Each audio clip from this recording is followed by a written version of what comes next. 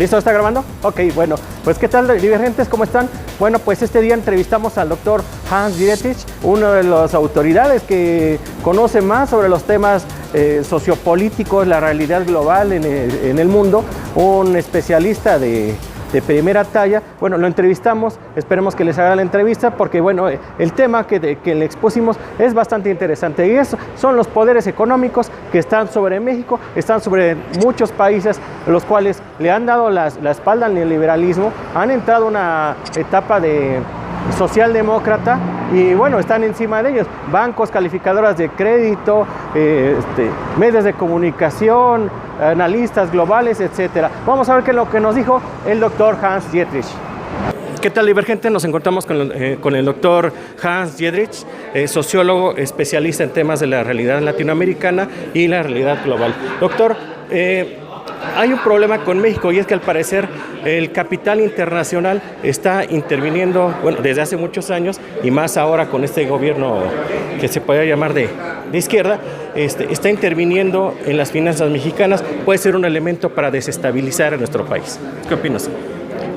No hay país en el tercer mundo y ni siquiera en el primer mundo que sea independiente de las influencias del capital financiero internacional.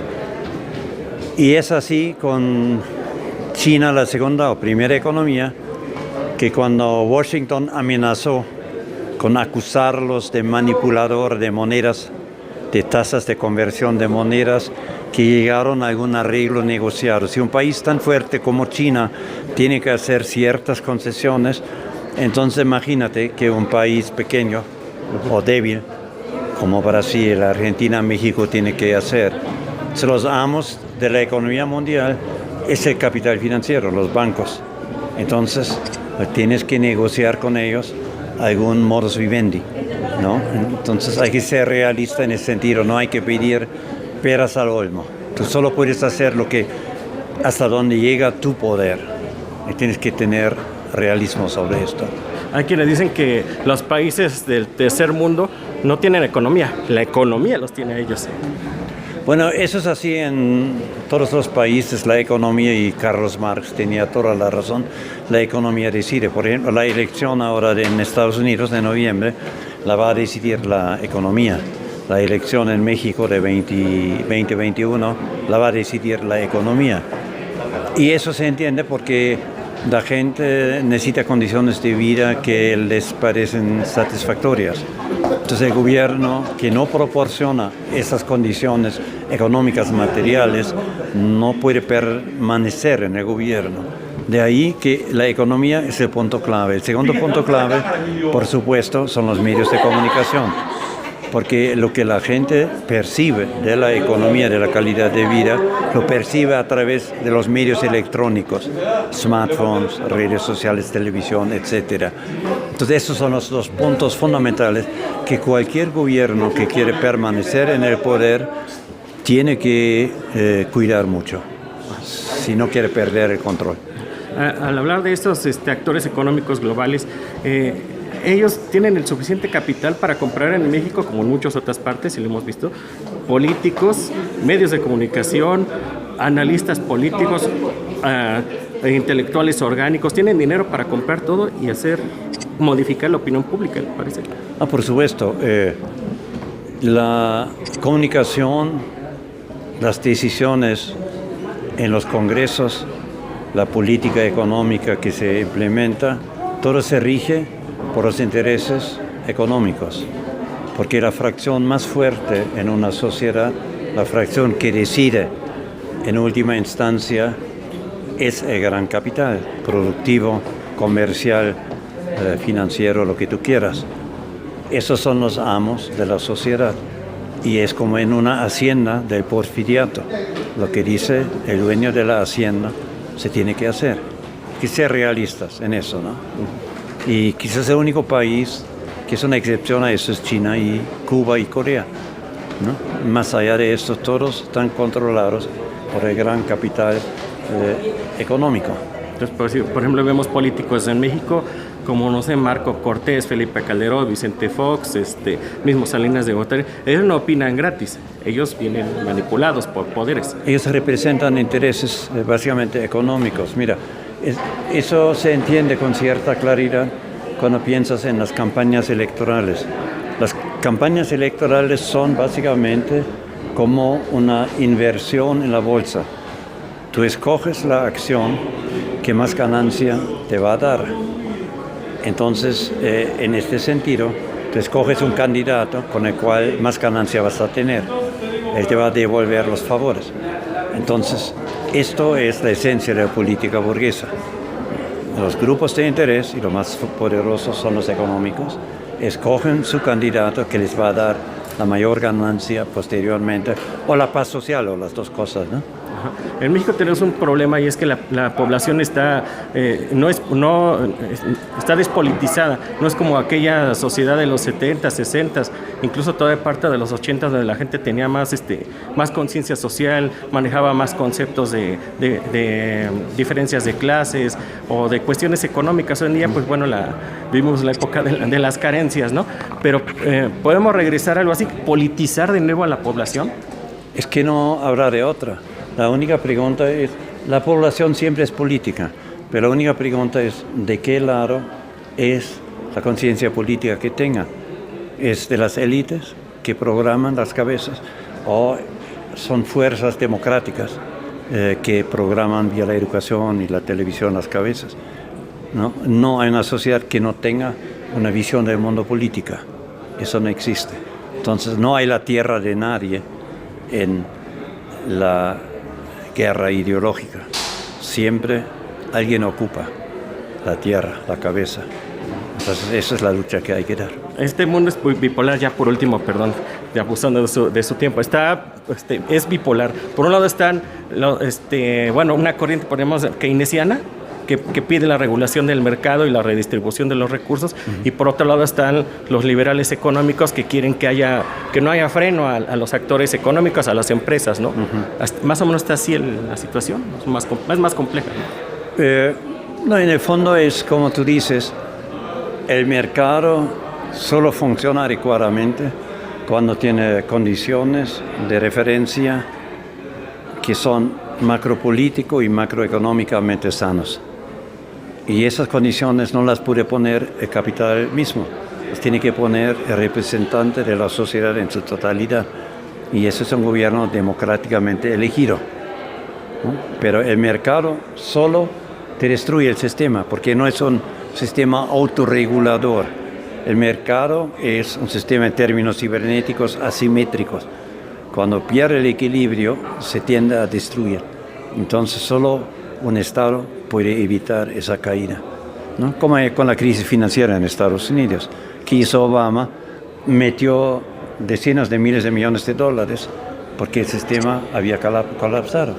Entonces, el mercado no tiene una autorregulación adecuada y por eso necesitas el Estado. La entrevista es bastante interesante porque él nos pinta de una forma muy puntual, con peras y manzanas, qué es lo que está sucediendo, cómo ve el actual gobierno, cómo ve el trabajo de estos actores económicos que están sobre el mundo, están sobre México.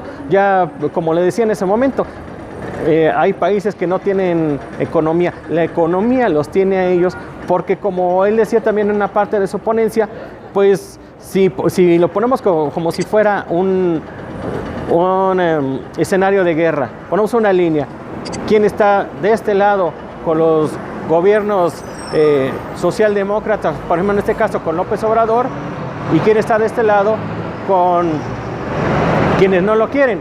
Y vemos que de este lado solamente está el pueblo, y de este lado están los bancos, están los medios de comunicación, están otros gobiernos, están actores económicos que se mueven más en lo oscuro, como pueden ser BlackRock o los Rothschild, otro tipo de instituciones con mucho poder que pueden en un momento dado aplastar este lado de la batalla, porque pues, si bien el pueblo somos mayoría, ellos tienen un gran poder, tan solo ellos controlan el peso controlan cómo puede amanecer cada día el peso. Ellos pueden en un momento dado hacer una fuga de capitales, generar rumores como las calificadoras y hacer todo este tipo de artimañas financieras para acabar con la economía mexicana de un día para otro, ¿no? Afortunadamente, los equilibrios macroeconómicos no son así.